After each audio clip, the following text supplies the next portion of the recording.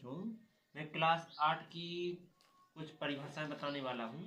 तो इस परिभाषा और विशेषता को ध्यान से देखना, ये आपके लिए लाइफ में आगे काम देगी और साथ में ऑब्जेक्ट के लिए इम्पोर्टेंट है। तो ऑब्जेक्ट में हो सकता है, वस्तुनिष्ठ में आ सकता है। तो क्या लिखेंगे? परमीय संख्याएं वे कहलाती हैं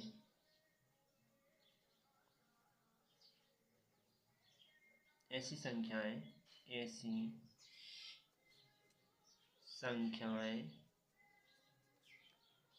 परिमेय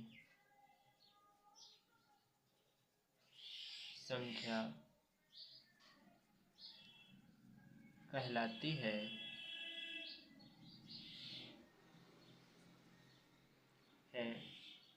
जो जिसे P/Q के रूप में लिख सकते हैं। ओके बच्चों, इतना समझ में आया? मतलब कि ऐसी संख्या कहलाती हैं परिमेय संख्याएं, ऐसी संख्याएं जो परिमेय संख्या कहलाएंगी जिसे P/Q के रूप में लिख सकते हैं। जैसे में मान लो 5/6, तो ये क्या है? परिमेय संख्या है। ठीक है, अब विशेषताएं समझो। इसकी विशेषताएं क्या कहती है? पहले नंबर विशेषता है, इसने कहा है कि परिमेय संख्या को P/Q के रूप में लिखा जा सकता है। पहला तो यही है तुम्हारी विशेषता, परिमेय संख्या को P/Q के रूप में लिखा जा सकता है। ओके, दूसरी नंबर विशेषता क्या है? दूसरी नंबर विशेषता है अपनी, इसको क्या कर सकते हैं? परिमेय संख्या धनात्मक या ऋणात्मक कुछ भी हो सकती है। मतलब कि धनात्मक संख्या में भी हो सकती है या फिर ऋणात्मक संख्या में भी हो सकती है। ठीक है, इसके बाद तीसरी नंबर क्या कहलाएगी? तीसरी नंबर है परिमेय संख्या कैसी हो सकती है? परिमेय संख्या के लिए योग एवं तीसरा नंबर परिमेय संख्या के लिए योग एवं गुणन की संक्रिया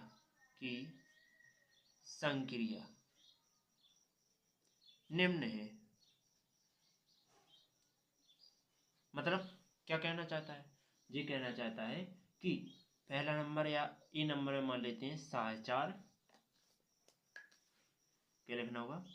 क्रमविमीय। तो क्रमविमीय वे संख्याएं जो एक दूसरे के क्या हो? विपरीत हो। तो क्रमविमीय नियम कैसा रहेगा? माना ए व बी, ए जे नहीं लेते, ए कैपिटल ले लिया, ए व बी दो संख्याएं हैं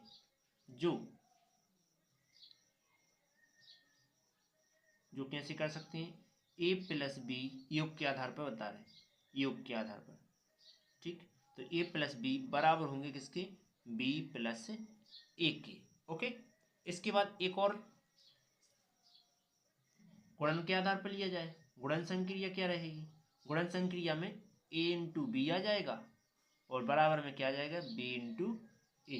मतलब कि a क्या है? प्रथम संख्या, b है द्वितीय संख्या। ओके, इसके बाद आगे तो आगे क्या करेंगे? देखो b नंबर, इसका ये हो गया क्रमविमीय। अब साहचर्य लिखो, साहचार संक्रिया। साहचार संक्रिया क्या कहलाती है? माना ए, बी व सी तीनों संख्याएं हैं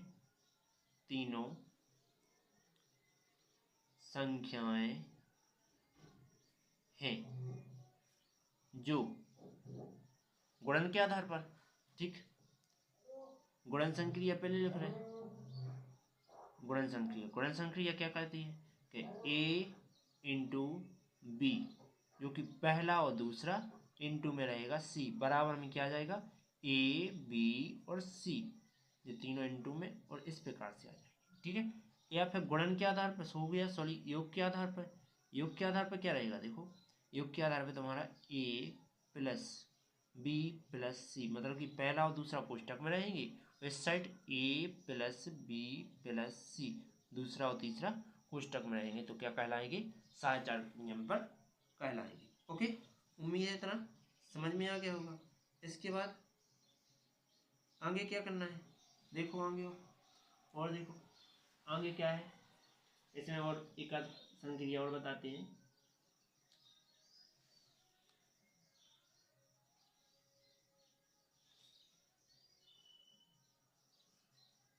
तो चौथा नंबर है, परमीय संख्या के लिए परमीय संख्या शून्य योजितात्मक है।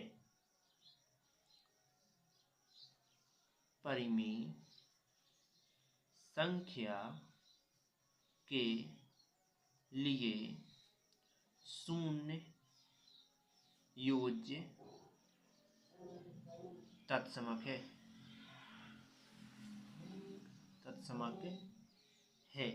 अर्थात कैसा?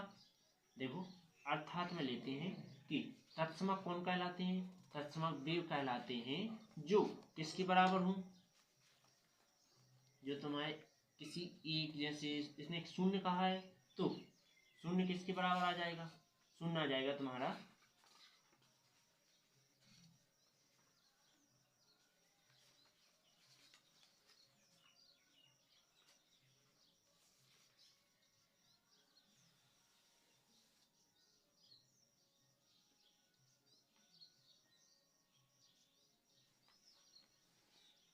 जैसे इसका शून्य तत्समक कहा है, तो जी माइनस जीरो आ जाएगा। माइनस जीरो आ गया तो इसमें कोई फर्क नहीं पड़ता है, डायरेक्ट जीरो आ जाएगा। ओके, इसके बाद आगे क्या कह रहा है? चारों, पांचवा नंबर में तुम समझो गुणात्मक समृद्ध। तो परिमेय संख्या का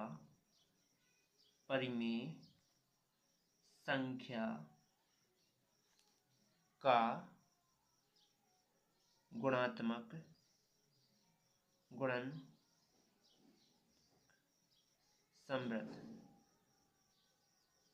समृद्ध क्या कहता है कि यदि क्या रहे, ए गुणे बी बराबर बी गुणे, तो ए लेते हैं कैपिटल में, ए बराबर में क्या आ जाए? जैसे या तो ए आ जाए या बी आ जाए, या तो बी आ जाए या ए आ जाए। मतलब संख्या बताते हैं, 1 गुणा में 5 बराबर 5 गुणा में 1, तो बराबर क्या आएगा? 5 एकम 5, तो ये क्या होगा? गुणात्मक समृद्ध होगा। ओके, उम्मीद है समझ में आ गया होगा। आगे तो आगे क्या कह रहा है? आगे लिखना है अपन को प्रतिलोम। कितना तो हो गया यहाँ? 5 नंबर हो गया क्या? हाँ, 5 हो गया। 6 नंबर लिखते हैं, परिमेय संख्या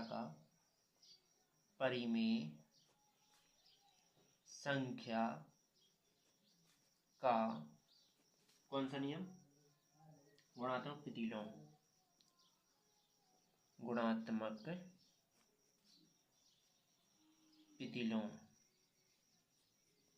गुणात्मक प्रतिलोम नियम क्या कहता है? गुणात्मक प्रतिलोम कहता है कि यदि ए गुणा में बी बराबर क्या आ जाए, 1 आ जाए। ठीक, तो जैसे हमने लिखा 5/6 गुणा में 6/5 बराबर क्या आ गया, 1 आ जाएगा। कट जाएंगे जी सब रे, तो ये क्या करेगा, गुणात्मक प्रतिलोम कहलाएगा। ओके, उम्मीद है इतनी वीडियो समझ में आई होगी। अब चलते हैं टॉपिक की ओर। टॉपिक जिसमें हम क्या कर रहे हैं, पहले टॉपिक को लिख लेते हैं, फिर मैं आपके लिए करके दिखाता हूँ। ठीक है,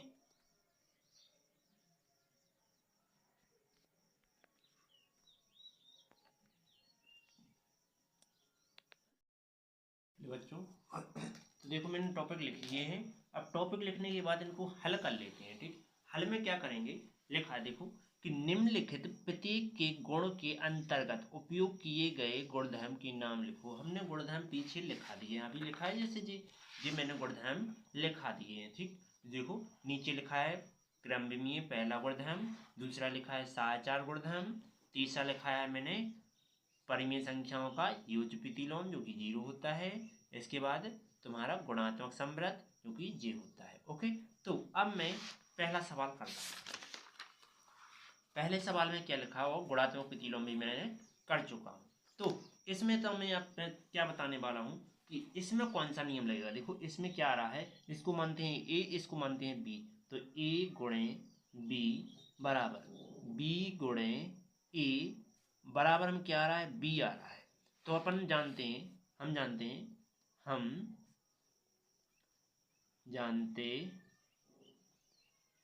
हैं कि कौन सा गुणधर्म, समृत गुणधर्म, समृत गुणधर्म, समृत गुणधर्म है।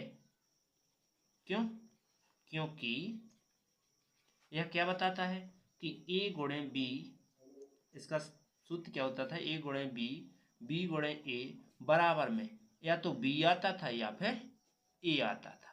ठीक, तो अपना क्या प्राप्त होगा, बी प्राप्त होगा, तो ये समृत गुणधर्म है। ओके, उम्मीद है समझ में आया होगा। अब चलते हैं आगे।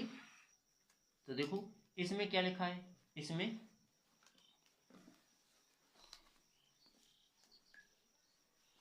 इसको मानते हैं ए, इसको मानते हैं बी, तो ए गुणे बी बराबर बी गुणे ए। तो जो गुणन नियम पर कौन सा है, क्रमविमीय लगाओ, तो लिखेंगे अतः यह है क्रमविमीय नियम का पालन करता है। मतलब क्यों करता है, इसलिए करता है कि क्रमविमीयता को तुम गुणन नियम देखो तो इसी प्रकार का आता है कि ए गुणे बी और बराबर में आता है बी गुणे ए। ठीक, प्रथम संख्या गुणा में दूसरी संख्या, फिर दूसरी संख्या गुणा में प्रथम संख्या, जो कि क्रमविमीय नियम से ही आता है। ठीक है, इसके बाद आगे जे कौन से नियम का पालन करता है, जे तुम्हारे करता है गुणात्मक प्रतिलोम। क्यों, देखो यदि ए गुणा बी बराबर क्या आ जाए, 1 आ जाए, तो किसके बराबर होता है, समृत के गुणात्मक प्रतिलोम के बराबर होता है, जो कि मैंने ऊपर समझाया था। परिमेय संख्याओं का गुणात्मक प्रतिलोम ए गुणे बी बराबर 1 आना चाहिए। तो देखो ए गुणे बी बराबर 1 आ रहा है, जैसे जे कट जाना है, जैसे जे कट जाना है, सो भी 1 के बराबर 1 आना। ठीक, तो लिखेंगे यह है गुणात्मक प्रतिलोम नियम का पालन करता है। ओके, के बाद अगला दूसरा नंबर टॉपिक क्या कह रहा है कि